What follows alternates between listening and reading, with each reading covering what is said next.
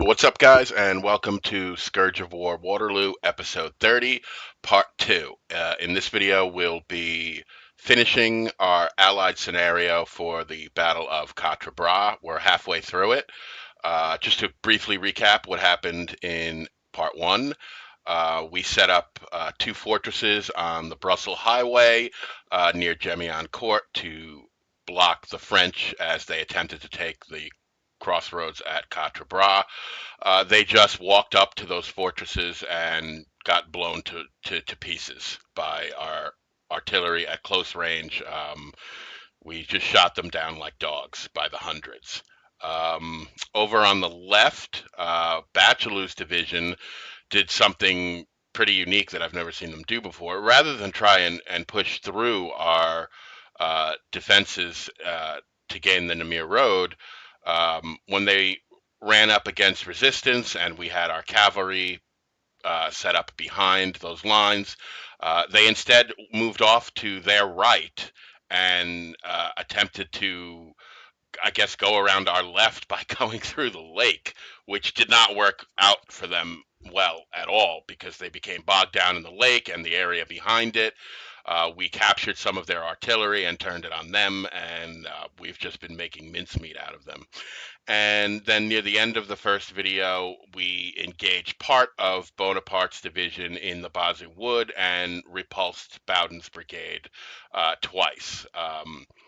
Soy's brigade, Bonaparte's other division, is currently occupying Grand Pierrepont, which is an objective, a waypoint objective, but we let them have it. We don't need it, and it's kind of too far out on the French left to make it really worth getting for us. So rather than attempt to take Grand Pierrepont ourselves, we let the French have it while we used the time that they were spending taking Grand Pierrepont to get the Brunswick Corps into position in the Bazou Wood and capture that objective. And so that brings us to where we are now. We're at 15:30. We have an hour and a half left in the battle. We have about 10,000 points so far, so we're ahead of the ball game, and we've been doing really good here. Like I said, Bachelou's division is all messed up here, stuck in the lake and shot to pieces behind it. And the other French division, I think Foy's division, was shot up by Gemion Court, by our fortresses, and shot to pieces. The French cavalry is kind of not really playing much of a factor in the battle. Most of Huber's brigade, which was on the French right with Bachelou's division, they are still holed up around Lorraine, just getting shot up by our skirmishers that are still in the farmhouse and still shooting their cavalry down. And Wathez's brigade, which was on the left with Foy's division, got shot up by our fortresses quite a bit, and then ultimately withdrew and kind of went with Bonaparte to capture Grand Pierrepont. So they're not as far back or as badly messed up as Huber's brigade, but they're still pretty beaten up, and right now they're kind of not a factor in the battle. So all right, let's continue the video here. So as you can see, we have artillery set up right in front of the lake, just pounding away on the remnants of Bachelou's division. You can see some of his units are out here in the field, but with artillery guns here, they don't seem too inclined to come in and try and take this position. We have some infantry back behind these hedgerows here, and we have, of course, Picton's entire division on the Namur Road. So the French prospects at this point don't look too good. You can see all the dead bodies on the ground here. That is the remnants of Foy's division that we utterly destroyed with these two fortresses. And here you can see some of Bonaparte's division moving into the Bazou Wood. And before we go into there and start taking care of business, we're just going to make sure our artillery has all the ammo. There's not too much left out here. Pretty much just the French guns, which are kind of far back. and a couple of battalions are left, but you can see all the bodies on the ground here. Most of Foy's division has pretty much been wiped out at this point. You know, just the power of the fortress. You can't just walk up to it and stand in front of it. It's gonna blow you to pieces. You can see that's exactly what it did. You can't stand in front of a fortress like that. What they should have done is try to go around it. All right, so again, the French are now trying to move into the Basy Wood. We have the Brunswick Corps set up to meet them in line. We have artillery guns kind of scattered throughout the Basy Wood in some key spots that I actually did not pick. The battery commanders of the artillery actually picked these positions because I didn't realize that I had left all the leaders off of take charge. They were under AI control, and the artillery commanders actually picked their own positions for the artillery, and they broke the batteries up and put the guns in various positions throughout the line. And when I saw how they deployed their guns, I actually really liked it because it covered a lot of key areas on the left, which was, you know, kind of the more denser area of the Basy Wood. And I ended up just saying, you know what, good job, guys. And I screened their guns with skirmishers to keep them protected. And they did a good job of hammering to pieces Bowden's brigade. Not once, but twice. So basically at this point, the only... this is von Alten's 3rd Division, so we're just getting more and more reinforcements. We get so many reinforcements that we really don't end up using a lot of them. So they're approaching the field, and I'll just start setting them up in kind of successive lines on the field as they arrive. You can see Picton's division deployed on the Namur Road there. I stuck them there just to occupy the objective, but they haven't really been engaged in the battle because our forward forces have been doing such a fine job of holding the French back. A lot of that is just due to the French ineptness in terms of how they came forward. You know, they really didn't make it hard for us because they just kind of walked up and served themselves up on a platter for us with these fortresses here, and you know, just made our job really easy. You know, so we haven't really had to commit a lot of reinforcements. These are still just the same units that I started out with, you know, that were scattered, you know, around Grand Pierrepont and in the Basy Woods. And I just condensed them all, formed 2 fortresses with artillery. And like I said, the French just walked up to it like a bunch of dodos and got slaughtered for it. You know, you can't do that. You can't walk up to a fortress and just stand there and try and shoot it out without your own artillery and expect to get the better of it. It's just never going to happen.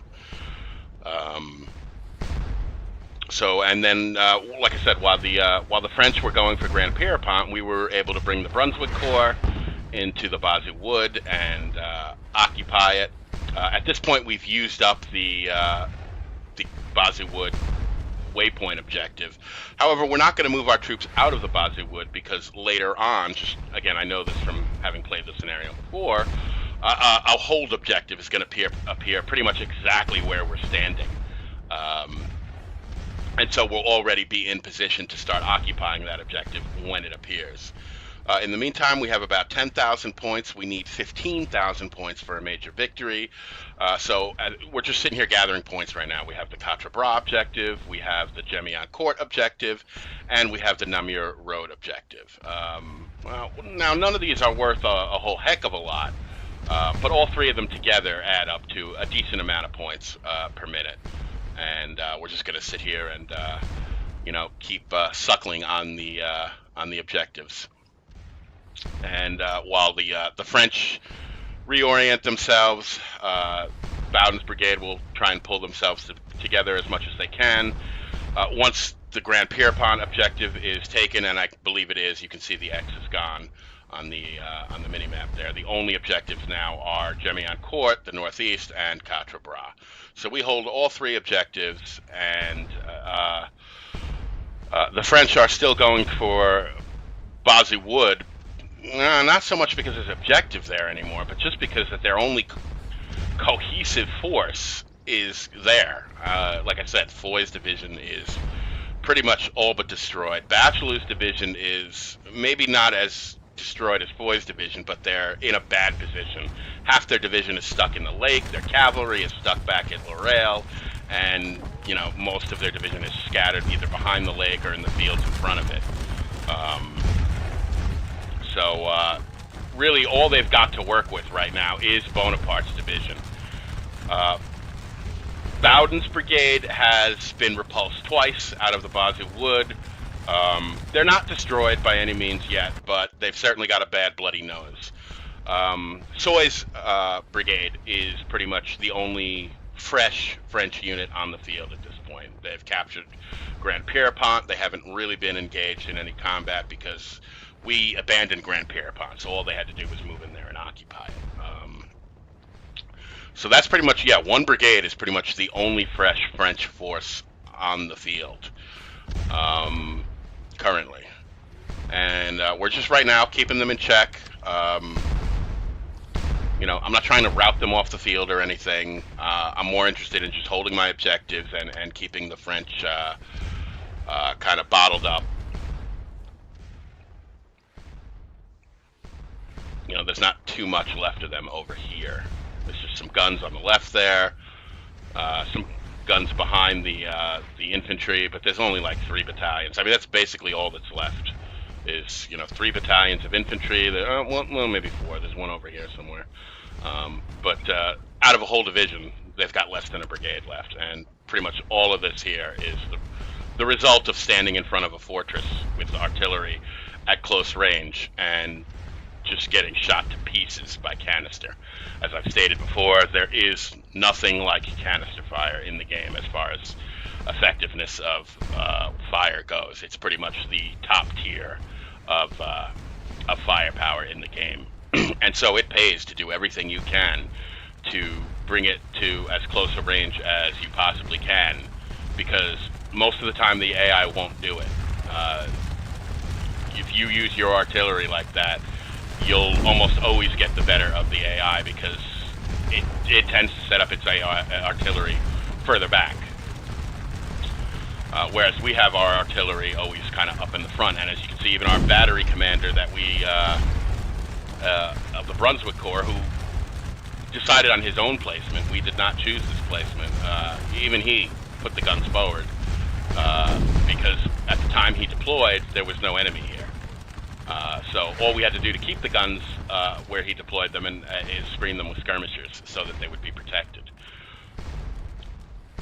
So it was a good move in terms of abandoning Grand Pierrepont and letting the French have that objective, so that it gave us the time to set the Brunswick Corps up in the Bazou Wood the way we wanted them to be set up, which is basically in a nice long line all throughout the wood with skirmishers out in front. Skirmishers are great against line infantry to begin with.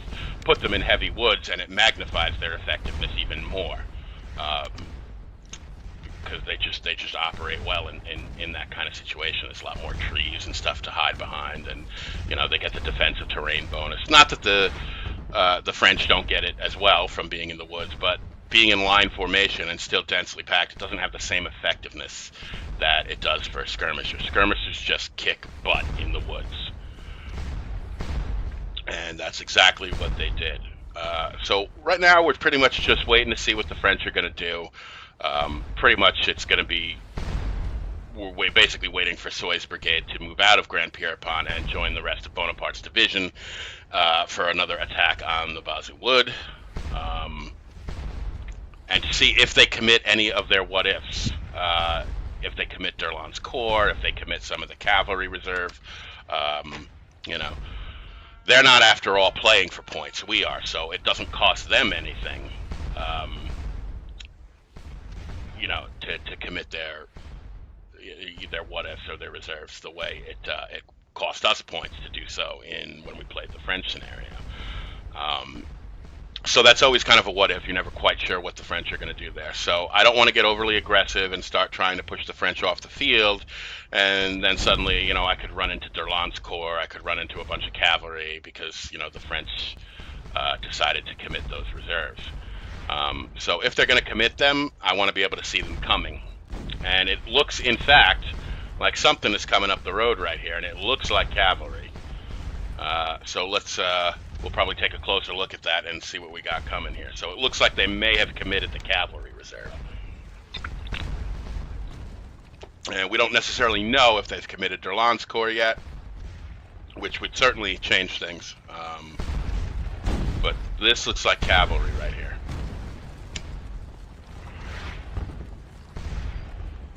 So yeah, it's definitely the cavalry. We have Guiton's brigade of the 11th Division coming forward. So we'll set up our squares again. And you can see our outline of bodies around the trees there kind of tell us exactly where to set up there with our squares, as we can see where it was before. And we'll flush this square out again, or this fortress out again. The good thing is so far it only appears to be cavalry coming forward. So, you know, if we set up in square, there's not going to be too much that the cavalry can do. It remains to be seen how much this infantry is rested up and whether they're going to take another crack at these fortresses too. But again, we have 2 whole batteries here. We have an ammo wagon to keep them stocked up with canister. And you know, if they try to approach, I fear the same thing will happen as happened before. That they will just be slaughtered like sheep. And as Bonaparte's division is now moving towards the Basy Wood, I'm going to take my rear unit and kind of shift them out to the right, just to kind of stop them from getting any ideas about flanking my fortresses at Gemiancourt. So you can see I'm moving that unit out to the right here. And we'll set them up kind of in here, just to give Bonaparte, you know, pause about thinking about trying to outflank these fortresses while they're fighting this cavalry and whatever is left of this infantry up here. So as you can see, I'm reforming the fortresses. I'm putting the squares back into position to rebuff the cavalry because they look like they're coming straight forward here.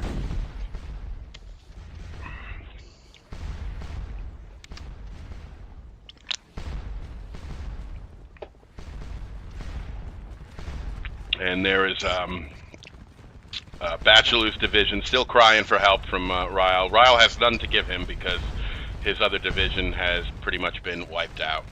This unit is routing. And it looks like some of the remaining battalions of Bachelou's division are going to attempt to move forward here. Like I said, I'm really not worried. Even if they break through this forward position, you know, like I said, the objective is the Namur Road, and all of this is kind of inconsequential. It's just where I happen to be set up, but the objective is the Namur Road, and I have 7,000 men of Picton's division set up on that road, ready to just destroy anything that comes near them. So 3 battalions are not going to get the job done. And these guys in the lake, they're just kind of stuck there.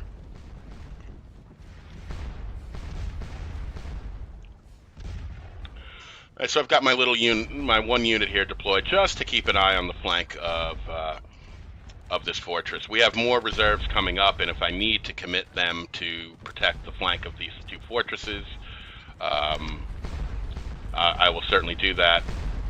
But I've got 1 unit here. We can deploy skirmishers from them if we need to. They will certainly hold up Bowden's brigade if they choose to try and outflank this position long enough for us to bring Alton's 3rd Division up and relieve that situation. And in the meantime, I'm just doing my supply wagon runs. The infantry is starting to move forward again, and we just want to basically make sure our artillery is stocked up with canister. And okay, Picton saying the enemy is no longer pressing his line. And it's time to move offensively. What that means is the objective on the Namur Road is done, and a new objective has been set forward of the Namur Road, and we are going to just bring Picton's entire division forward and occupy this objective. Obviously, the French are in no position to get it, So we have a clean move to just bring Picton's whole division up and occupy that objective.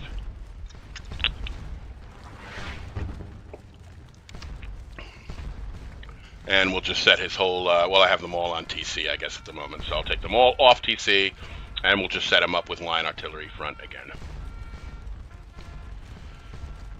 And that will pretty much finish linking the lines between Gemion Court and our cavalry position on the left here, giving us one long line. And, well, I took the supply wagon off TC too, but, you know, I kind of want them to stay there where they are. So, as you can see, Picton's entire division is moving forward to occupy the forward line now, the forward objective. And so we still have 3 objectives: Gemion Court, Quatre Bras, as well as now this new forward objective. All right, so here comes Bonaparte's division. It looks like he now also has Soy's brigade with him now. You can see they've abandoned their position at Gemion Court and are now moving forward to enter the Bazou Wood. So yep, there he is. We now have Soy's brigade on the field as well. Now this is the only fresh French force on the field right now. And this time they're going to make a more concentrated attack. You can see now they're moving in with both Bowden's brigade and Soy's brigade. So we're going to have a hot little fight in the Bazou Wood. And you can see Alton's division beginning to file in through to the north of Quatre Bras, so they're not too far off. And you can see we've got our skirmishers in place, and I've also got some cavalry behind them, because even though skirmishers will do fine against line units, if we can force them into square, so much the better. Because we'll do even better if the French are in square.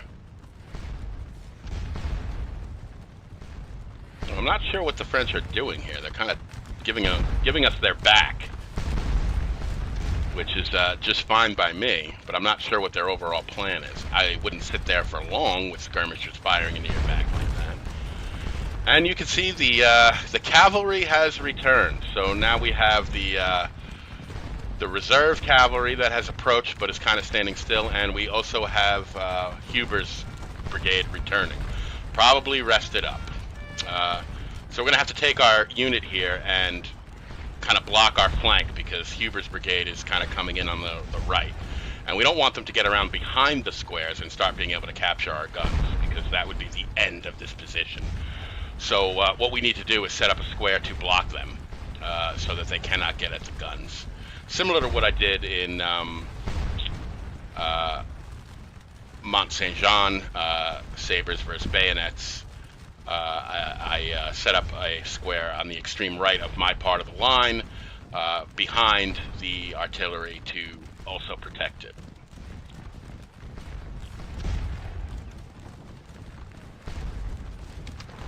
And we're just keeping our guns. Always do the supply wagon runs, because whenever you get a few minutes, because it pays large dividends in keeping your guns stocked with ammo. Remember, most of them don't carry as much canister fire as they do shot or shell. So if you're in a sustained engagement where your guns are up close and they're ripping through canister, the supply wagons go a long way in actually keeping them in ammo and kind of keeping the slaughter going. So there's no more cavalry around here at this point. They've either all run off or they're back by Laurel, so there's really no reason for me to stay in square anymore.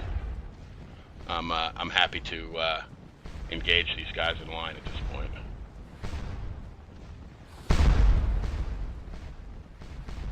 All right, so we've got our square in position to block the cavalry. They're in a prime spot there, and let's see if Huber's brigade wants any. Now, even though there's an open gap between this square and this square, you'll see I'm closing it a little bit, but even so, the zone of controls of those squares overlap, because squares have obviously fire in all directions. So the cavalry can't just charge in between the squares. They'll be shot to pieces.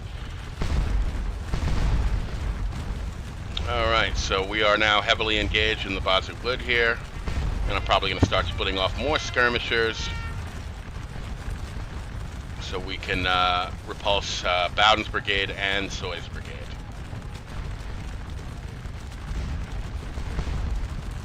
So Bowden looks like he's trying to move in on our left and maybe try to get around it, but that's pretty much why I stuck that cavalry there, so that would be impossible. However, that cavalry is getting shot while they're holding that unit in square, so we're going to have to bring some infantry to support them.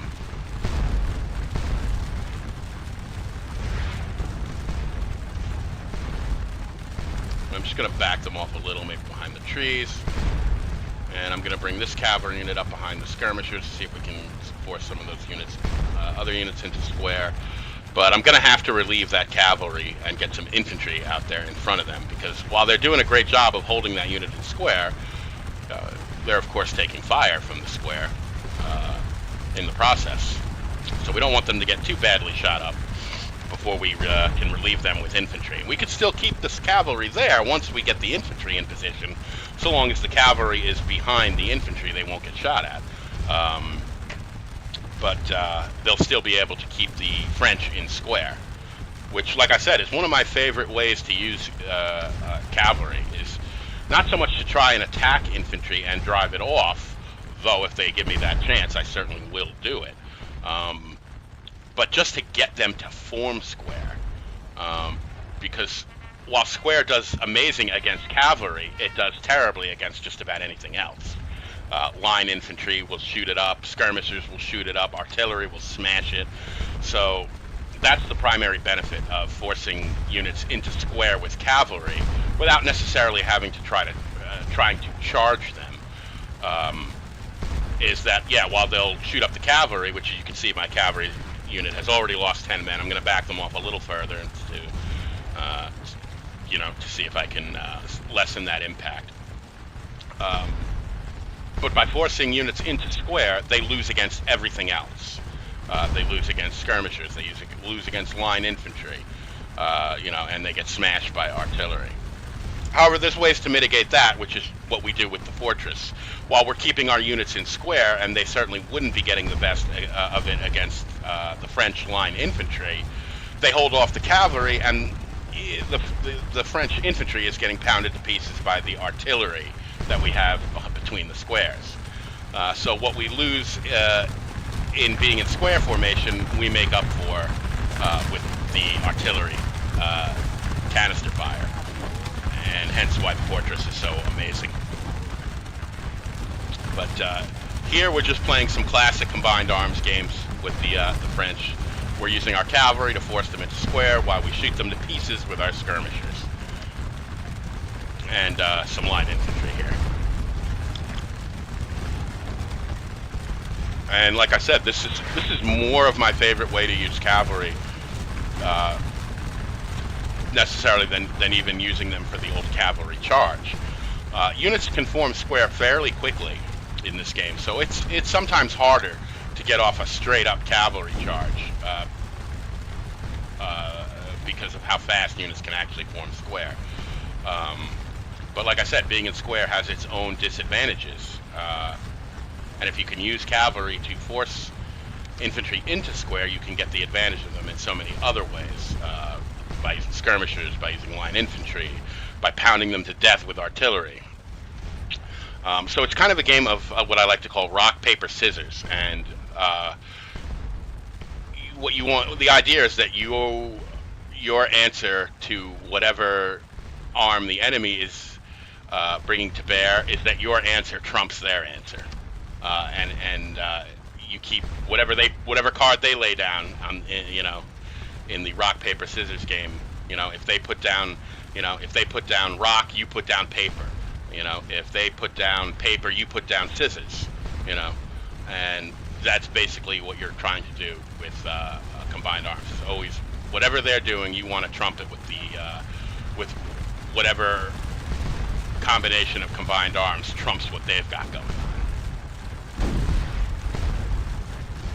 And that's largely the secret to Napoleonic warfare, is really knowing how to play the combined arms game and knowing how to always lay down something stronger than what they've got going on.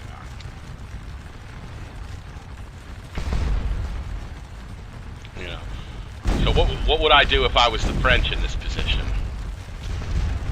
Well, the first thing I'd do is I would bring my artillery up behind these squares. I would make this cavalry and this infantry that's shooting up my squares, I would make them pay an extremely heavy price for standing there and shooting at my squares, because I would bring my artillery forward where they could do a heck of a lot of damage with canister.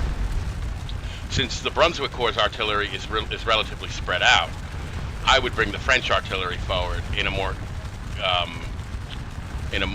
concentrated, in a battery setup, and really pulverize a section of the Brunswick line and look to crack it open. So that's what I would do if I was playing as the French here.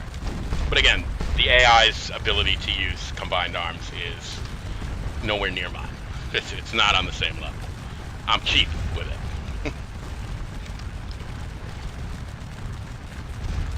So we've got Bowden's brigade boxed up nicely here. However, we have lost about 20 men out of this cavalry squadron. So I am going to need to get some infantry to start screening them before they lose too many men. All right, so the cavalry is beginning to move forward. There's not too much they can do here. There's nothing but squares in front of them. I mean, they could charge the skirmisher unit, I suppose, for all the good that will do them. In fact, I'm going to send the skirmisher unit. Oh God, am I cheap? I'm actually going to send the skirmisher unit forward to try and bait them into charging. Why? Because the skirmisher unit will run away, but the cavalry will come into range of the canister fire, and I'll actually gain more. Here they come, falling for the bait. And this is exactly what I want, because they're going to run off the skirmisher, sure, but they're going to get hit by the square, and they're going to hit by the artillery when they come forward. And they're most definitely going to get the worst of it.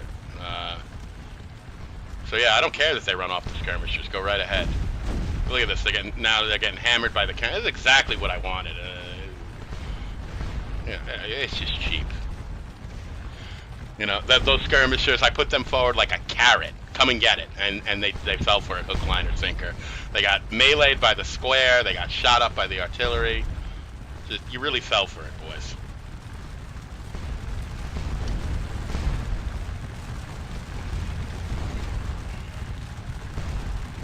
All right, so I have a line infantry unit now moving into position to screen the cavalry. I'm sorry. Now you notice, rather than move the cavalry back, I left the cavalry where they are and just put the infantry in front of them. So the cavalry is still within range to force the infantry into square, but now the square can't even shoot at the cavalry because now I've got the cavalry screened with a line infantry unit. So just like I said, dirty, cheap combined arms tactics. And we've got our skirmisher line well out in front, just shooting these French units to pieces as they try and enter the Bazou Wood. And I love woods fighting like this, where I can use skirmishers to this degree, because it's so devastating. And not content with just having a line unit, which will surely get the better of a square. No, we're going to split off some skirmishers too and stick them in front of the square. So not only are the skirmishers going to get the better of the square, but they're now also screening the line unit from taking many losses, who are screening the cavalry unit that is keeping the units in square from taking any loss. I mean, this is just cheap stuff that I'm doing here.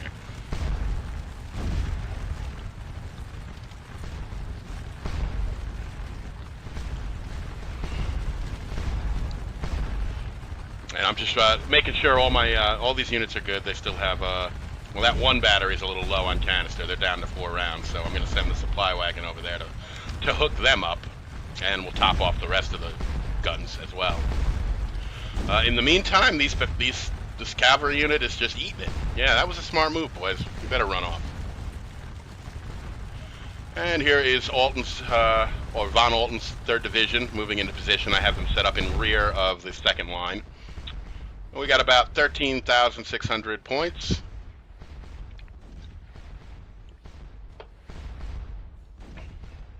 This was that one Netherlands unit that I actually detached to hold the Namur Road objective before Picton's division showed up, but there's no reason for them to sit back there anymore. So I guess I'll bring them forward here. You can see there's really nothing left of Bachelou's division. There's 1 battalion out in the field, a couple of units submerged in the lake, but you know, other than that, there's not really too much going on the left here. We've pretty much destroyed Bachelou's division.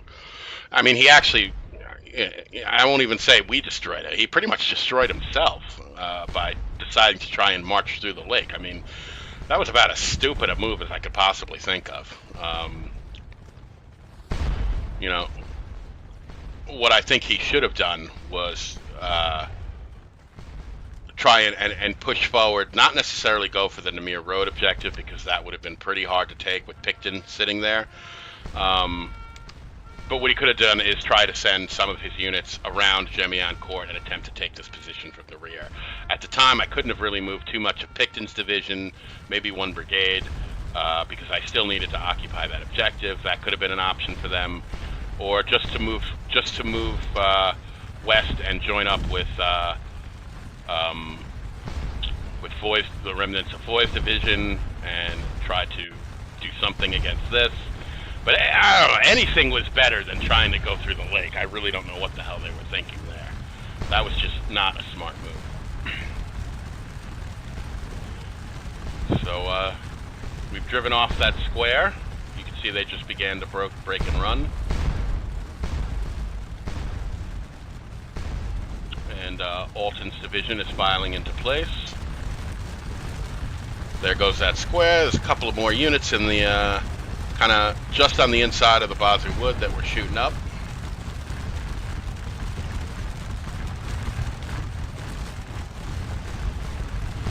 And that unit is in square too, though I don't know why. There's no cavalry near them. And Soy's brigade on the left is kind of being a bunch of chickens. They're in the woods, but they're very hesitant to engage.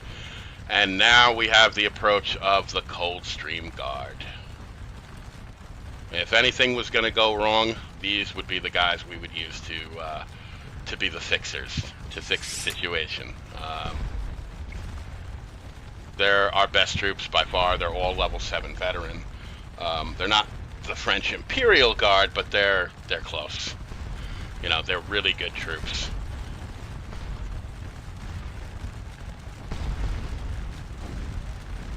So you can see Wathez's cavalry there is just all bottled up by that one square. And you can see some units hanging out at the kind of the beginning of the Bazou Wood, kind of hesitant to engage. Some of the units are falling back. So we are really handling Bonaparte's division rather roughly. And most of our line battalions haven't even been engaged. We're pretty much just doing this with skirmishers. I see this battalion is taking the long way to its destination, but since we're well behind our own lines, you know, I see no reason to interfere with how they're moving. Just take your time, boys. However you want to get there is fine by me.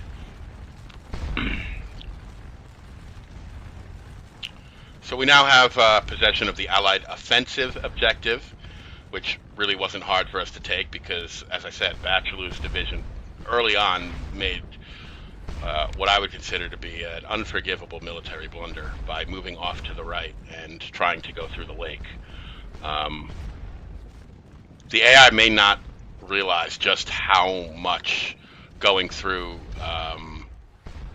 terrain like that is going to slow it down and exhaust the troops. I don't know if it actually knows that kind of stuff. So it just tried to move around our flank and perhaps did not give any consideration to just what kind of terrain it was trying to move through. But we are in the middle of June, so if nothing else, they got to cool off in the lake. So nearly 5,000 men of the Coldstream Guard are approaching, and I will place them in reserve along the Brussels Highway, and just have them sit there. I certainly wouldn't commit the Coldstream Guard unless there was some dire situation that only, sending them in could correct or fix. But certainly there's nothing like that going on. This is an overwhelming slaughter. Like I said, Foy's division virtually destroyed. Bachelor's division virtually destroyed as well. Some of it's tied up in the lake. Some of it's routed. Their cavalry is stuck back by Lorraine. Huber's cavalry. We have Wathez's cavalry bottled up over here on the right with our one square. They're just standing there. We shot a lot of them out too. See a lot of cavalry bodies a lot of dead horses on the ground.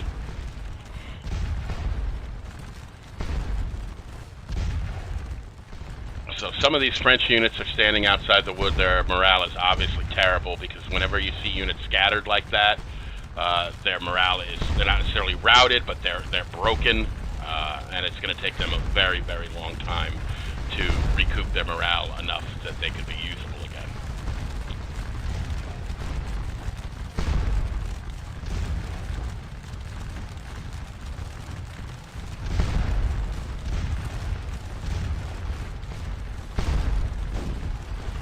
And our supply wagon is, I'm just leaving the supply, because my guns are scattered kind of all over the place and I don't actually know where all of them are, I'm just leaving the supply wagon on AI control, and I'll let them figure out where all the guns are. I'm not so much dependent on a sustained, raining fire of canister from every single gun, the way our artillery is deployed here. So I'm fine with letting the supply wagon kind of go around and make the rounds. The bonus of that is the supply wagon will also resupply any infantry that's low, which up until now hasn't really been an issue. Most of the scenarios we've been dealing with have been, at max like 2 hours, 2.5 hours long. So your infantry isn't really going to run out of ammo. But when we get to monsters like Ligny and Waterloo, you're going to have to pay a little more attention to your units that are engaged in combat for hours on end. They will run out of ammo, and you are going to have to resupply them.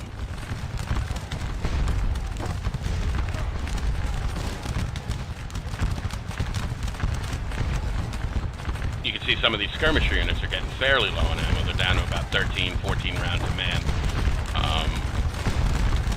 But they're not really, 12 rounds here. Yeah, but they're not really going to be in a sustained engagement, They'll shoot at some of the French for a while. The French will withdraw, and the supply wagon will get around to reinforcing them. So the last of von Alten's division is getting into position. And Picton is nicely deployed on the Allied offensive objective. He's linking our line from Gemion Court all the way over to this position on the lake. And not really much left of Bachelor's division. We got one battalion out here. There's one kind of sitting on the shore by the lake. A couple of units in the lake. I don't really know what's in there. It looks like not too much at this point. So yeah, Bachelor's division has been pretty much wrecked. Looks like we've driven off all the infantry, and all that's here now is cavalry. Now there's some of the infantry. They're pulling themselves together. And look at all these horses we've shot out of Wathez's brigade here. He's only got about 4 squadrons left, it looks like. 5 squadrons left. And they're just totally bottled up over here. They can't get by the square. They could try to offer some help to some of these units in the Posit Wood, but by the way they're withdrawing, I don't think their morale is really, anywhere near where they need to be. It looks like this unit is taken off for good, perhaps. You know, they're all kind of bailing out here. You can see some more units running out of the Bosley Wood, routed. These units are most likely trying to regroup their morale before they make another attempt at it.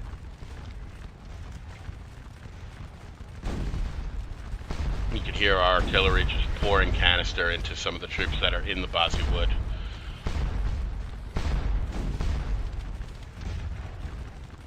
And now Wathias is coming forward again, but the same thing is going to happen. He's just gonna come into engage distance of the square, not be able to do anything about it, and just get shot at. And you'll know when the square is engaged because you'll see the little target marker, the little bullseye, appear above the squadron's head, which means that the square is shooting at that squadron. You know, and they'll inflict a couple of casualties, and you know, that's there. They just dropped one, and that squadron will run off.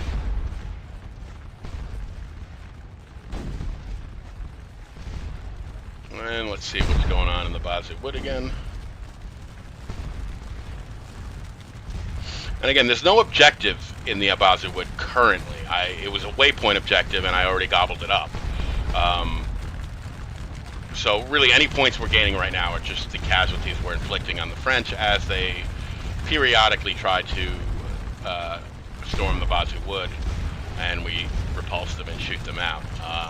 But we're not moving our position because, as I said, another hold objective will appear later on in the game, and we'll begin occupying that objective, and just by sitting where we are, because it appears kind of right where we are.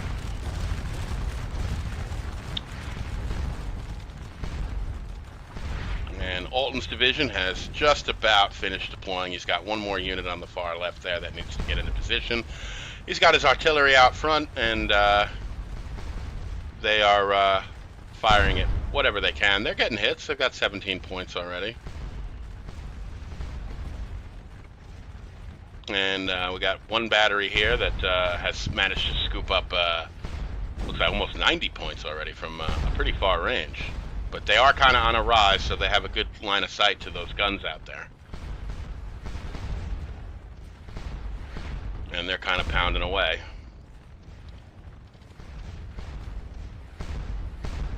And there's nothing really going on over here at this point.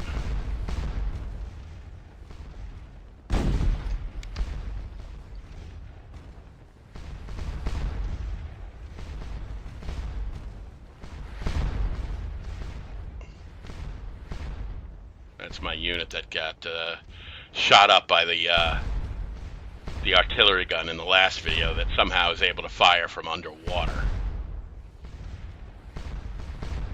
Which really annoyed me, because, you know, I pride myself on being able to keep an eye on my units and keeping them out of danger like that. But whoever would have thought that a gun would be unleashing canister fire from underneath the water inside the lake?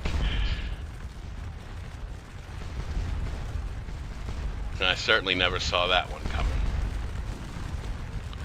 Alright, so still got a bit of a heated fight going on here in the Bosley Wood. French units keep coming forward, and we keep knocking them back.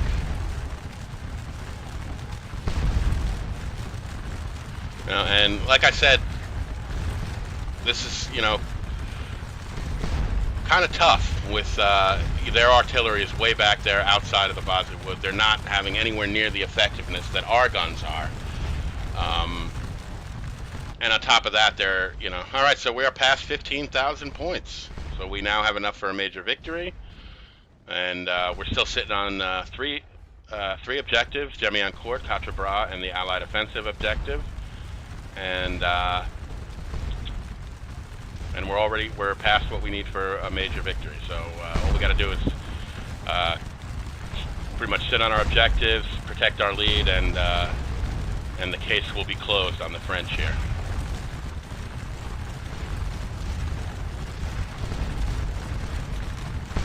You can see variously some units are streaming out of the Bosley Wood while others come into it.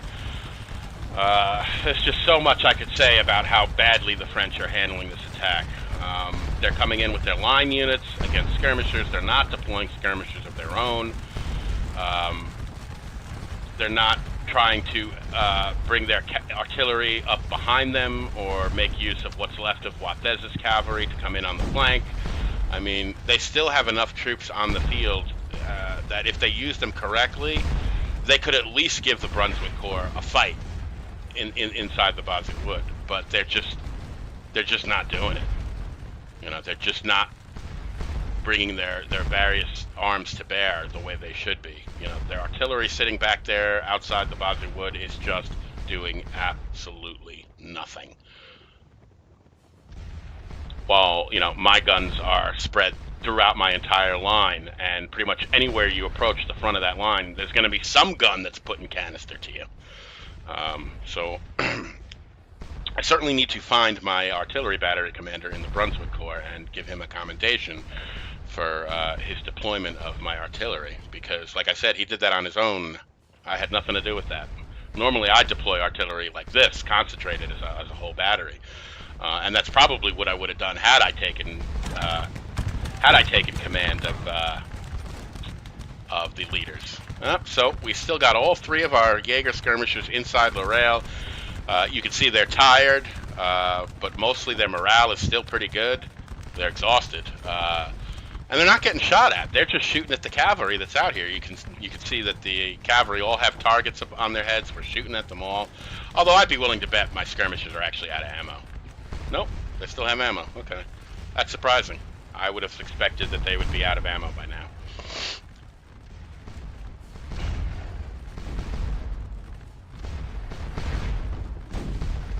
Oh, look at this.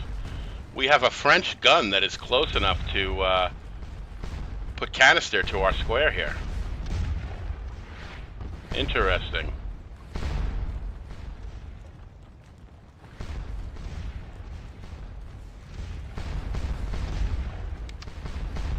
So we're going to have to back the square off and see if we can get it out of canister range. Well, it looks like they're trying to hit the skirmishers, actually, not necessarily the square.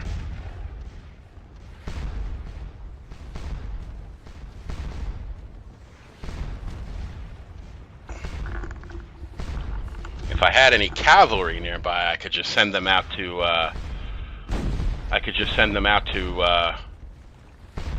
run those guns down and get them out of there. But currently my cavalry is on various different parts of the field. My Dutch-Belgian cavalry is off way on the left, keeping the lake under control, and the Brunswick cavalry is inside the Bosit Wood, kind of far away from the situation. So in the absence of cavalry, the best alternative is just to see if I can actually get that unit out of canister range and back them off.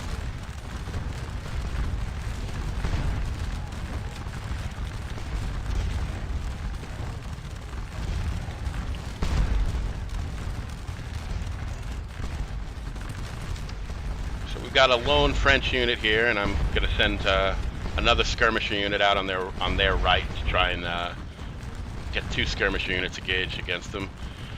So we have another Nassau Brigade approaching. Like I said, we're just going to get tons and tons of reinforcements that we're never going to use. I think Wellington had close to 40,000 men on the field by the time the battle ended, but most of them we're not even going to use. And I believe we're still waiting for the Coldstream Guard. Ah, there they are. They have made their way through Quatre Bras. And they are just going to set up in full battle line, because that's just impressive to look at. That's the only reason I did that. And we can see that the Nassau Brigade moving forward. And they're set up to deploy just kind of right behind Quatre Bras. And I think we're just going to set them up kind of on our left, kind of somewhere behind Picton's division, maybe out by that crossroads there.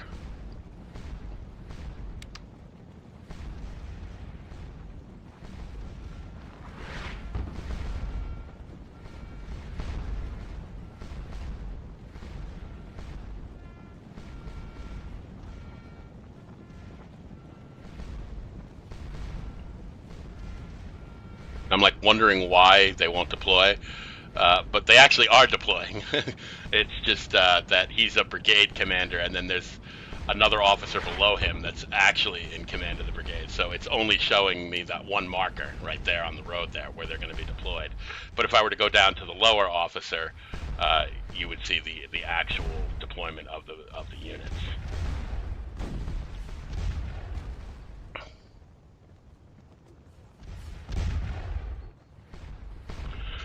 All right, so we have repulsed most of Bonaparte's division at this point. Got 16,000 points. We're just still racking them up here, and really at this point we're just covering the field with our troops here. There's virtually nothing the French can do at this point. They have nothing left, and we have everything. Picton's division is unengaged. Von Alten's division is unengaged. The Coldstream Guard is unengaged. This Nassau Brigade coming forward is unengaged. All we've really engaged are some of our cavalry over here, some of these Dutch-Belgian troops, some of the Nassau troops that are comprising the fortress, and the Brunswick Corps. And that's pretty much all we've engaged so far, and we've virtually destroyed the French almost to a man. I mean, there's really nothing left of them. You could see the difference in just the bodies everywhere here. There's just nothing left. All right, so we've pretty much gotten this unit out of canister range because they're not taking super heavy losses anymore. And it looks like we've pretty much driven off all the reserve cavalry, so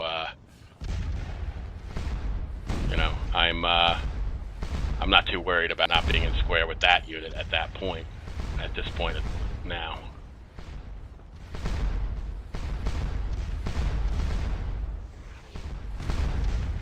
So it looks like most of Bowden and Soy's brigade, it looks like Bowden's brigade is completely routed. They're just streaming off.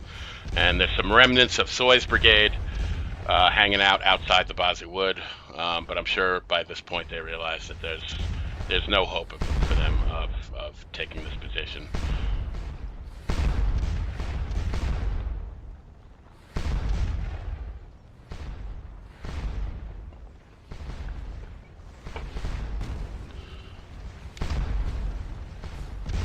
And since everybody has withdrawn out of the Bazzi Wood, I'm just going to straighten my skirmisher line out. I had this is all my skirmishers kind of right out in front here, forming a nice skirmisher line. So I just want to straighten them out and make sure that, anything that approaches, even if I'm not watching, will get engaged by them. So 303 points for this artillery battery.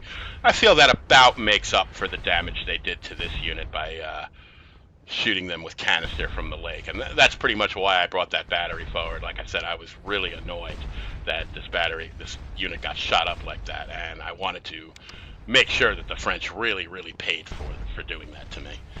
So that battery was wheeled up by the lake to just pound the French into submission for doing that to me.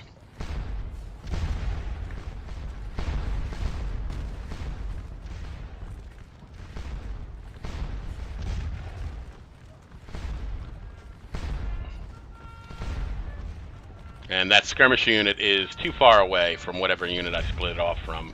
It's probably that unit way over on the right that was in square that was stopping the Watzez's cavalry. That's probably where I split these guys off from. So they're way too far away from that unit to unsplit. So I'm just going to back them off, just so they're not getting hit too hard by this artillery. Boy, where did all that cavalry go? My goodness. So all that's left is a couple of battalions from Foy's division. It looks like we ran off all the cavalry from that reserve cavalry brigade. Wow. I'm actually impressed we did that. I see some remnants of Watzez's brigade standing over there, but I don't think they're any threat at this point. They're probably all tuckered out.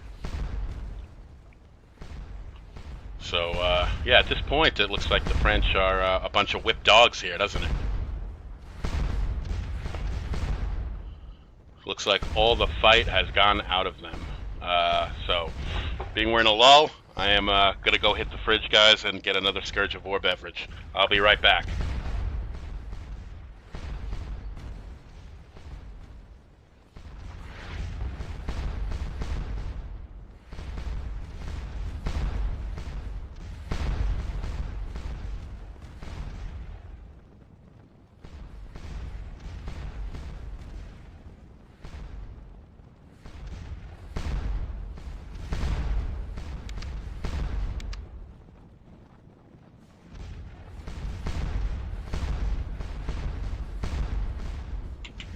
All right, guys, I am back. Not too much going on. Only got about a half hour left in the battle. It's going to start getting dark soon because, as I said, the Quatre Bras scenarios are sort of time compressed. In that historically, Quatre Bras was a much longer battle. You know, it went from around 2 o'clock till kind of till darkness or till Nate was run off, which would have been about 5 or 6 or 7 hours long. But instead they compressed it into a 3-hour scenario and just sped up the chain of events and the arrival times of units so that it would fit into a 3-hour scenario, which is certainly an easier way to do it, though. I myself am a huge fan of the monster scenarios that are in real time and take place 7-9 hours long. So look at the size of the Coldstream Guard. Just enormous. I mean, each one of these battalions is probably around 1,000 men, and this is only 4 battalions here. I mean, that's just how huge the Coldstream Guard is. They're just enormous, and they're all level 7 veteran troops. They're really, really high quality troops. Only units of the Old Guard, who are on the French side, who are level 8 elite troops, are of higher quality than the Coldstream Guard. So though the Old Guard is certainly of higher troop quality, there aren't nearly as many of them as there are of the Coldstream Guard. The Coldstream Guard is just huge. And those are our best troops. We're certainly not going to use them. I would only use, our elite units if I absolutely had to. In any situation where I have elite units like the Imperial Guard or the Coldstream Guard, those are certainly my last. If I'm using them, there's a problem. I'm doing something wrong because it should never come to that.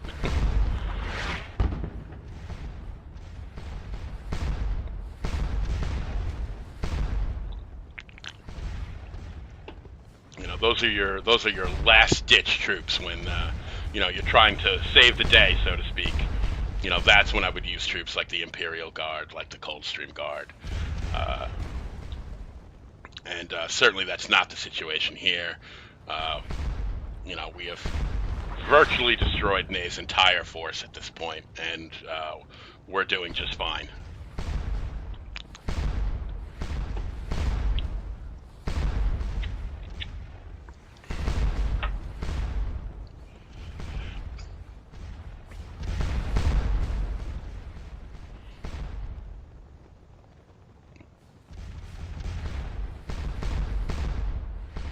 Now, historically, once Ney had this amount of troops on the field, I'm sorry, not Ney, Wellington, had this many troops on the field, he, of course, counterattacked the French and recaptured all the positions they had at the beginning. However, I'm not really inclined to do that. I've already got enough points for a major victory, and the only objective I've really lost is Grand Pierrepont. I don't really care. Lorraine isn't even an objective, and yet we still have our skirmisher units in there, and every other objective I have. So there's really no reason for me to push forward. However, if you guys are playing this battle and you aren't quite there with points, pretty soon the Allied offensive objective, the one that Picton's division is sitting on right now, will disappear, and another objective will appear further forward near Lorraine, pretty much out in that wheat field. And if you need more points, you can just move Picton's division out to occupy that objective as well, or even just one brigade from his division if you so choose, and you can gain more points there. I don't bother because I already have enough points for a major victory, and you know, I didn't care about gaining any more. You know, you just have, like I said, there's nothing above a major victory, whether you get 15,000 points or 15 million points. It's still just a major victory. So by the time that objective appears, I'm already, 2,000 points over what we need for a major victory. So I don't bother taking that objective. But if you still need a few more, if you're not quite there, all you got to do is move Picton's division. By that point, there should be nothing left of the French to really oppose you. And just, move him out and knock out of the way whatever French are still in the wheat field there with Picton's division, and just take up that position, and you'll gain more points.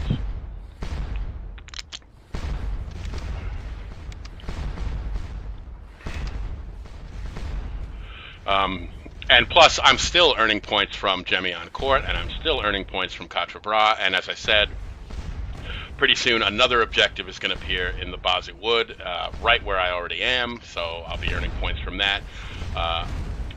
And here we're getting the notification that, again, the screen will gradually darken, and after 20 minutes, visibility will begin to gradually diminish to 30 yards. So again, they're letting us know that it's actually later. Okay, so this is what I was talking about. The final objectives are being set on the ground to represent the positions that were historically retaken by the Allies at the end of the battle. So you can see here is the Allied objective that appears in the Posit Wood. Right where we're standing, we already occupy it. However, you will see that the objective up here where Picton is has disappeared, and there is a new one out here. Now, as I said, if you need more points, move Picton's division out and occupy it. There's not much left. There shouldn't be much left of Bachelou's division by the time we're at this point in the battle. And you can just move out and occupy it. I could if I wanted to, but I just don't care. I already have enough points for a major victory, and I'm still earning points from 3 other objectives that I just was like, whatever, French, have an objective. You guys can have that one. So at this point, Bachelou's division will withdraw, and as you can see, they're already moving towards that objective. They finally got something they can take. So you can see they're all moving out of the lake, and what units they have left are withdrawing to that position around that objective. And you know what? We handled them so roughly, I'm inclined to let them have it as a consolation prize. Go for it, boys. Get your objective. And Grand Pierrepont is also, once again, an objective. But again, I don't care. I already have enough for a major victory, and I'm still acquiring points from Gemion Court, Quatre Bras, and the Posit Woods. So,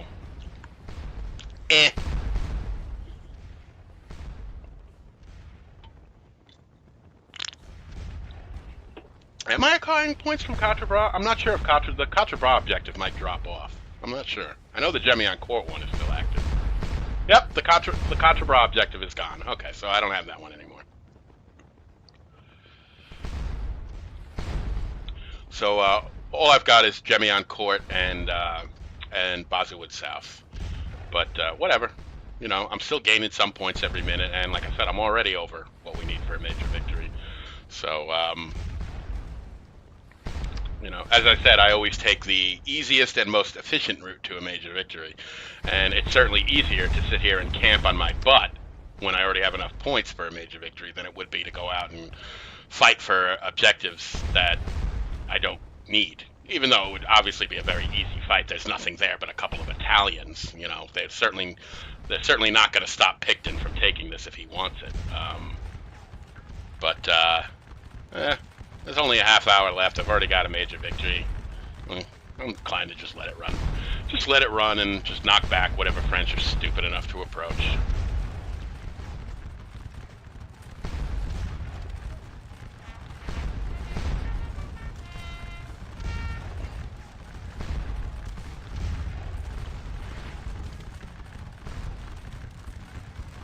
still got my units in square, but there's no cavalry around. I could form them in line, but a square being kind of the defining formation I use as far as building fortresses. And when I need to screen squares from getting shot at by line infantry, well, if there's no cavalry around, I just can split off a skirmisher unit and put them in front of the square, and that'll do it. You know, and like I said, if the infantry gets too close, that happens. They get pounded on by the artillery.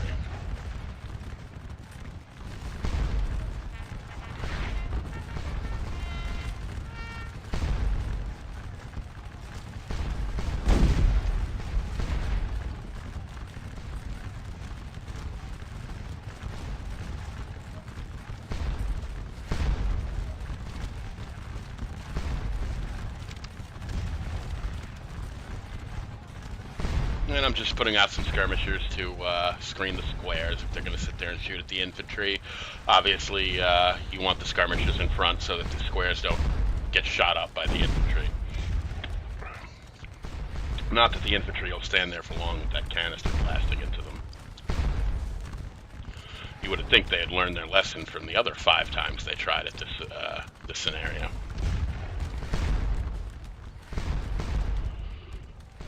And here we have the Bosleywood South objective, and now this is a hold objective. We pretty much have it for the rest of the game.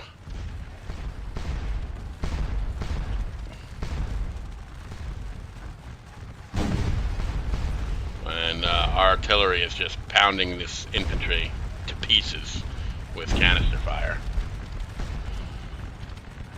So the remains of Batchelor's division are congregating around their one little objective that I've allowed them to have. I could take it anytime I wanted if I wanted it, but I just don't care.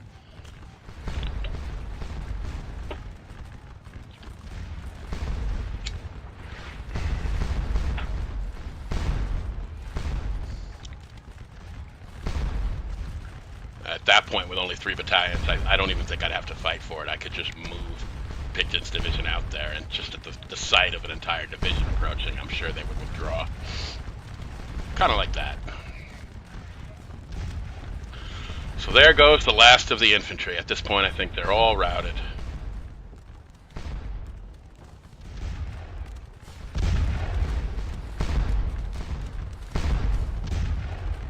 Doesn't seem to be too much going on in the Bosleywood.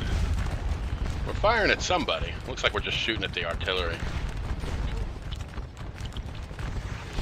You can see some of the French guns out there, but they're too far away to do any kind of real damage to us. Well, here comes another battalion. 2 more battalions.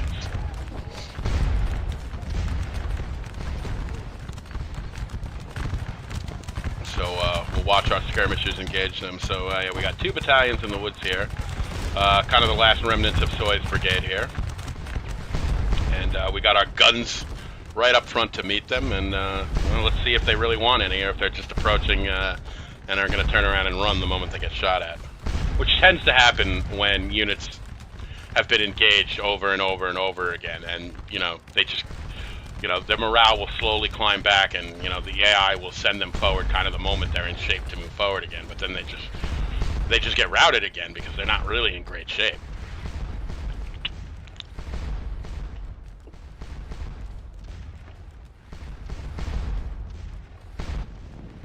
So 17,798 points.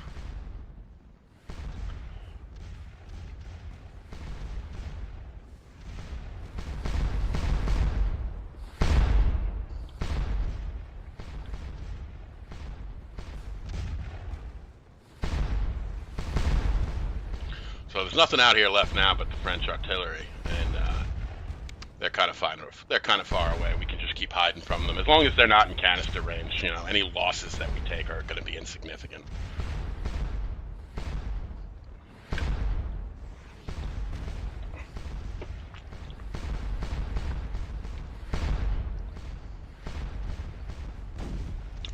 So here's von Kruse's Nassau Brigade moving into position. And, well, can't leave them set up the way they are because they're their lines are going to kind of be running across the Coldstream Guard.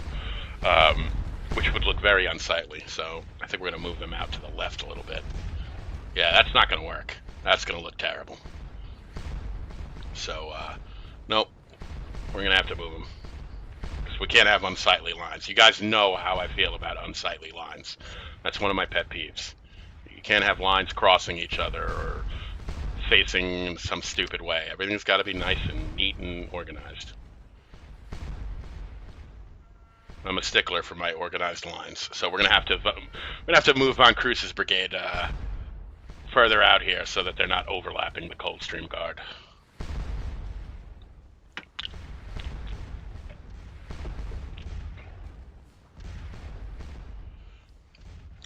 That's right, boys. Gotta move on.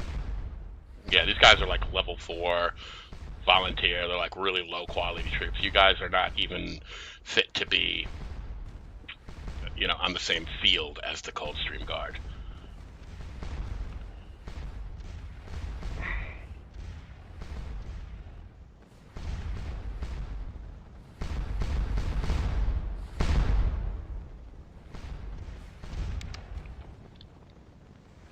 And we got 2 batteries set up in a nice line here, so that makes it real easy to do a supply wagon run. Just go from one end to the other.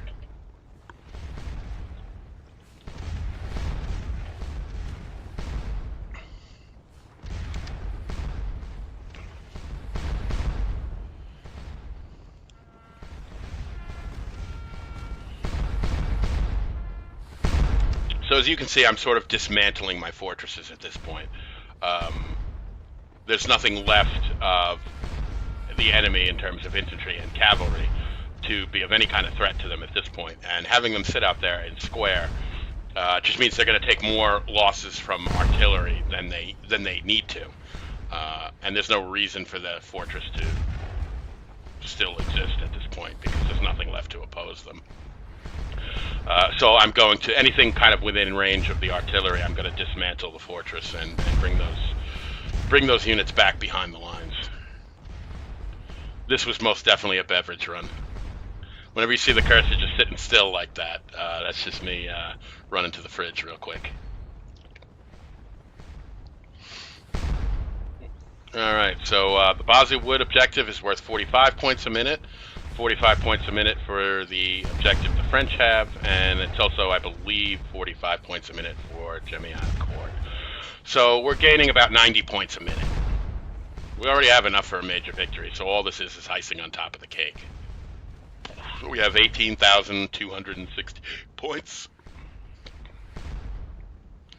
And like I said, we're still gaining 90 points a minute, plus whatever artillery is inflicting. But for all intents and purposes, the battle is pretty much over. The French have withdrawn. Foy's entire division was pretty much wiped out, except for some of his artillery that's still sitting out there. Bachelor's division was certainly mostly destroyed. He's got a couple of battalions left that he's occupying that objective with, and some of his cavalry is still sitting back there by Lorraine. But other than that, Bonaparte's division, we pretty much routed Bowden's brigade entirely. The remnants of Soy's brigade are still out there, but they're no threat. And I think as the nightfall happens, there's pretty much nothing left of any desire on the French to fight anymore. I think all the fight has been driven out of them.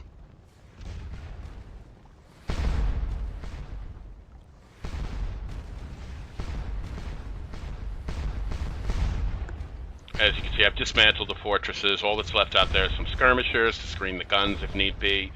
But I've brought all the units kind of back behind the artillery, just to get them out of the range of the French guns, just so they're not taking any losses that they needlessly need to take.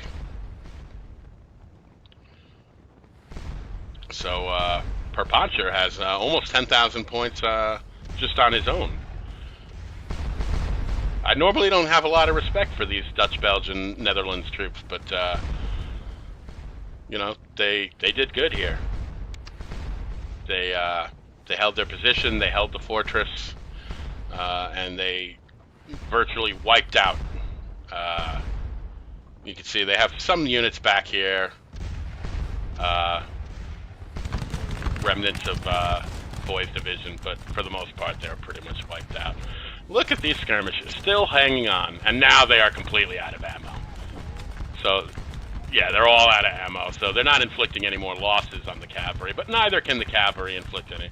Well, this one unit still has 16 rounds, so they've inflicted 143 casualties. Nice going, boys. But this is all cavalry surrounding the fort here, so even if we're not shooting at them, there's nothing they can do to get us out of here. So we pretty much held Laurel the entire time. By putting many more skirmisher units in there than the Allies did in the French version of the scenario, we really made a pain in the butt of ourselves at that position. So much so that Bachelor's division eventually gave up on Laurel and said, the heck with it, and tried to bypass it. Took a lot of casualties in the process of bypassing it, and tried to push forward towards the Namur Road.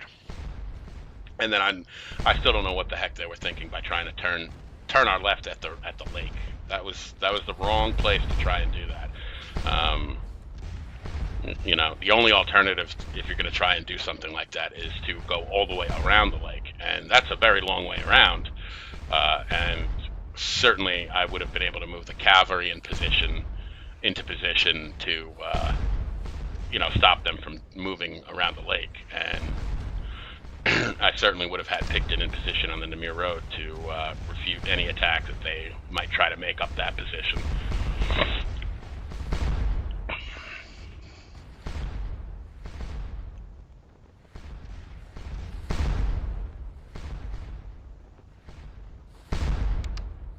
Not much left to do here, but just keep making supply wagon runs here to keep our artillery going.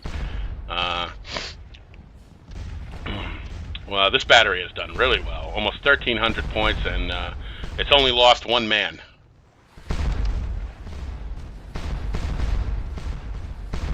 So it looks like without the need for the fortress at this point, we can shift this battery over to the right, get a more clear field of fire, and it'll also be a shorter run for the supply wagons.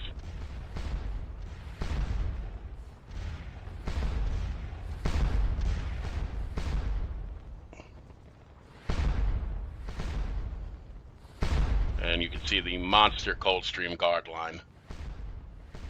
And von Cruz's brigade is moving over to the left behind Picton's division.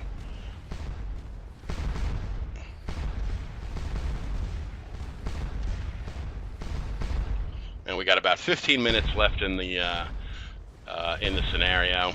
And after this, of course, Wellington will learn that Blucher has been defeated at Ligny and forced to withdraw, making this position untenable because with Blucher out of the picture, Napoleon will of course advance on Quatre Bras up the Namur Road and basically be on Wellington's left. So Wellington will have no choice but to withdraw north, and he will take up his position on the famous Mont Saint Jean Ridge, and the Battle of Waterloo will happen 2 days from now.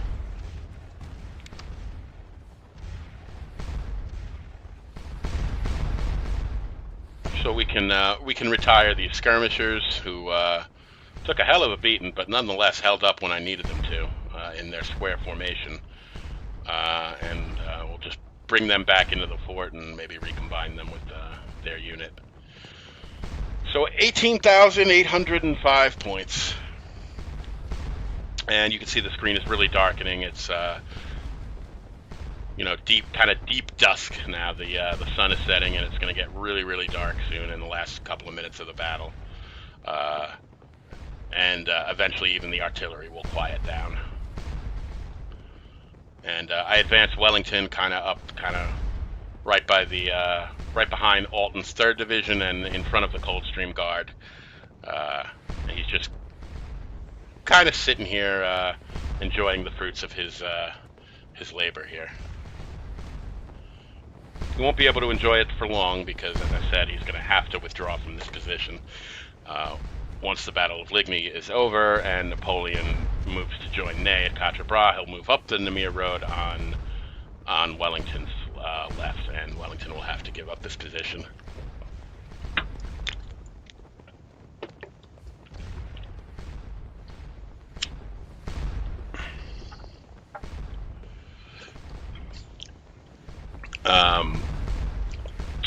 Yeah, I think pretty much at this point, the battle's over, and I think I'm pretty much out in the living room on the laptop right now watching TV, and just letting the video run, because there's really nothing much left to do here.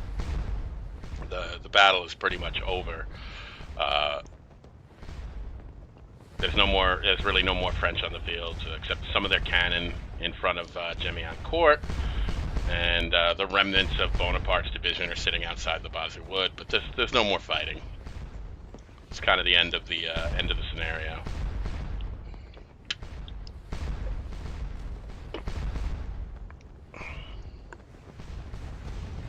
Oh, looks like I came back to see what was going on.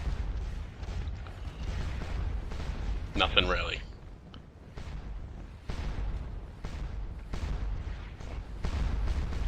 Last, you can see Von Cruz's brigade is moving into their position behind Picton's division.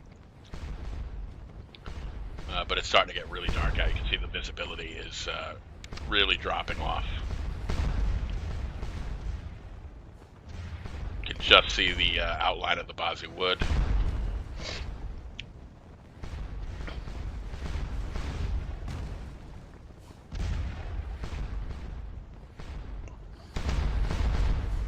Might as well make one last supply wagon run here.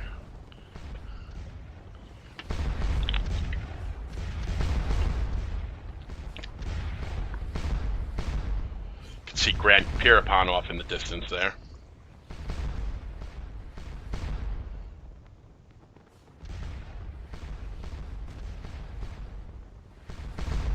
So, yep, that will bring the Battle of Quatre Bras to an end. And I know this is the biggest scenario, or the longest scenario you guys have played so far, at 3 hours long, and that's why I split it up. But after this, we head into the Battle of Ligny, and that is a true monster of a scenario. It is the second longest scenario in the game for both the Prussian and the French side. They are both 7 hours long. And after you guys are done watching this, that haven't looked at it yet, I uploaded a video that I titled "How Should We Proceed with the Battle of Ligny?" And basically, I'm just looking for your guys' opinions on how we're going to break up, that scenario, because obviously, uploading one long 7-hour video would be pretty insane, and if I can, I'd like to avoid doing that. So I've got a couple of ideas how I'm going to do it, and I cover all this in the video, but I also want to get your guys' opinion on kind of what you guys think. I've had a few responses already. One of them gave me a really good idea in pointing out that I always do kind of a explanation and kind of an overview of the battle at the beginning, where we talk about the tactics and the strategies, what we're going to use, and how we're going to fight the battle. And when I was thinking about how I was going to break up the videos, I wasn't really taking that into account. And because the Battle of Ligny is such a monster scenario, and there's a lot that happens in it, the overview of that battle at the beginning before we actually start the scenario is likely to be pretty long in and of itself, because there's a lot to talk about. So, like I said, if you guys would check out that video, it's only like 10 minutes long, and then in the comments of that video, just give your opinion on kind of how you would like me to break it up. I'm not saying that's the way it's going to end up being. I have a couple of ideas of how I want to do it myself already, but I'm also interested in hearing what your guys' opinions are in terms of how we're going to break up the videos for the Battle of Ligny. So yeah, if you can, make sure to check out that video and let me know your opinion, because you guys might think of something that I'm not. One of my viewers already commented and reminded me of the fact that I usually do an overview of the battle before we even start, and I was not taking that into account when I was thinking about how to split up the videos. Um, yeah, so we're got about 7 minutes left here. It's really getting dark out, and I think I've gotten back to the living room at this point. I'm just waiting for the scenario to run out. So we have about 19,340 points, and you know, 4,000 over 4,000 points more than what we need for a major victory. So this was a clean major victory here. We really mopped the French up here. More so than we did with the French scenario, where we obviously mopped up a lot of the British forces, but we didn't utterly destroy them the way we destroyed the French forces here, where there's basically just not much left of any of them. You know, it looks like we inflicted, 8,800 casualties. So obviously we didn't destroy them to a man, because I think Wellington, Ney had about 24,000 men total at the, by the end of the battle. So we didn't kill them all to a man, but we certainly routed pretty much every unit on the field, with the exception of a handful of battalions on the left there from Waterloo's division that are occupying that objective, and the remnants of Soy's brigade, of Bonaparte's division, is still sitting outside the Basel Wood. But Bonaparte's other brigade, Bowden's brigade, looks like it was completely routed off the field. And who is this fellow marching up behind Wellington? Where are you going? Oh, it's a supply wagon. It's the Nassau Brigade's supply wagon, and they're just taking their sweet time and road marching over to where his brigade is deployed.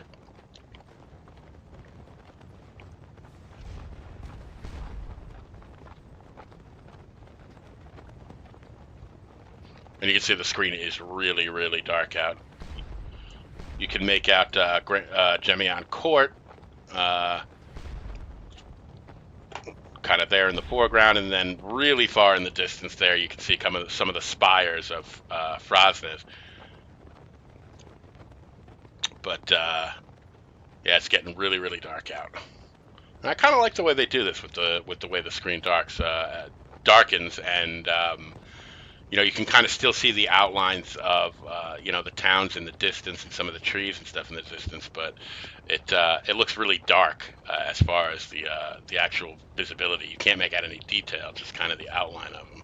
So I think that looks pretty cool. Not that anyone who plays this game is playing it for the graphics, but I think it serves the job.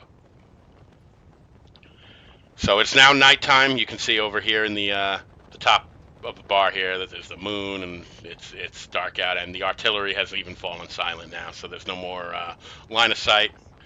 And the last 5 minutes of this battle is pretty much just standing here and looking over Wellington's shoulder here. These full battles will always tend to end quietly in darkness.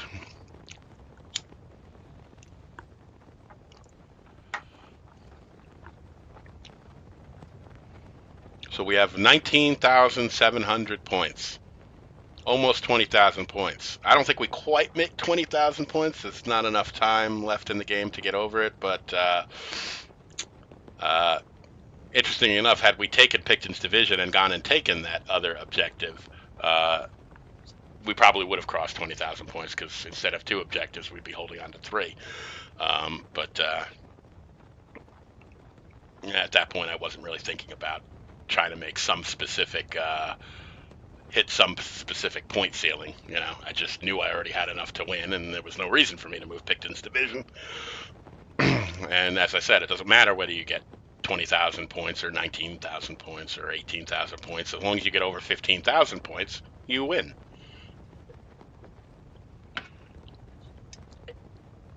So we're at the 3-minute mark. 3-minute warning. Can I get the hockey sound for the 3-minute warning? and that will bring the Battle of Quatre Bras to a close. Historically, it was a tactical victory for the Allies, for Wellington. He pretty much did repulse Ney and take back all the ground that Ney had captured early on in the battle. But strategically, Ney did his job. He stopped Wellington from interfering in the Battle of Ligny.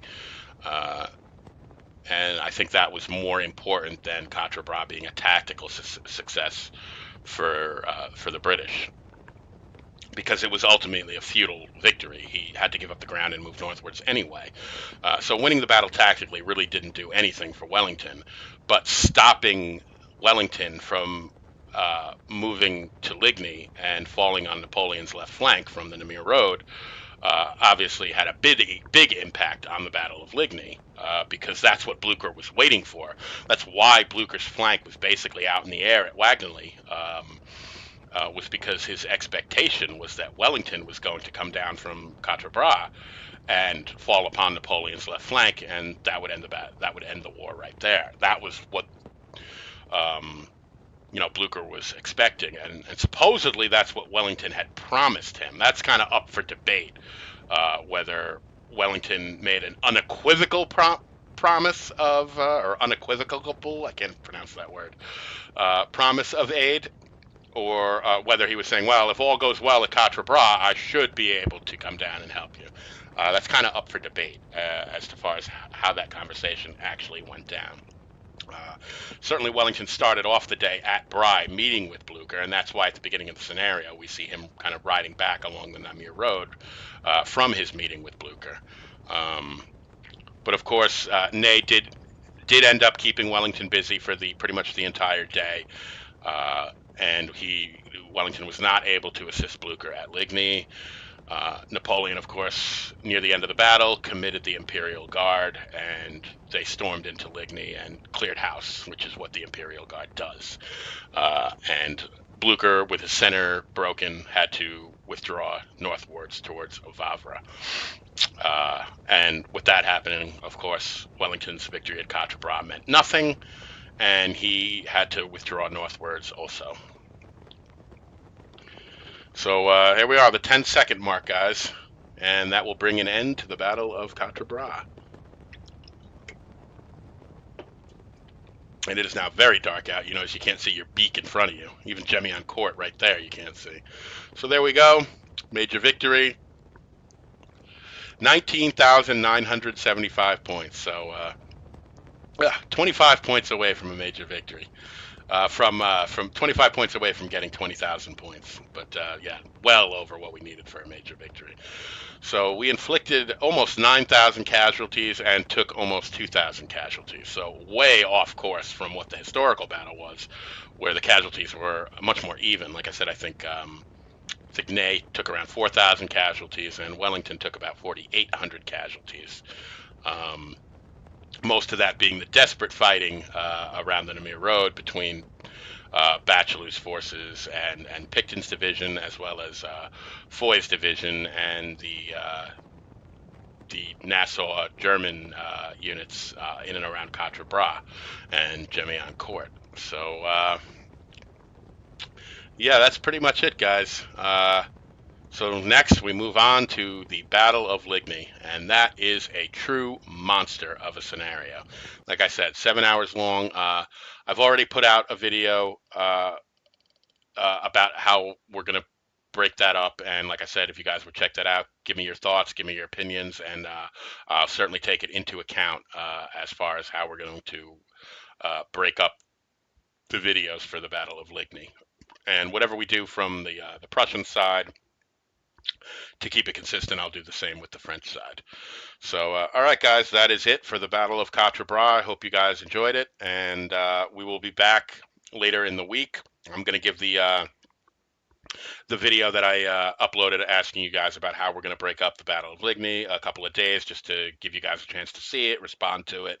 And near the end of the week, I will begin uploading videos for the Old Fox Fights Back, which is the Prussian army scenario for the Battle of Ligny.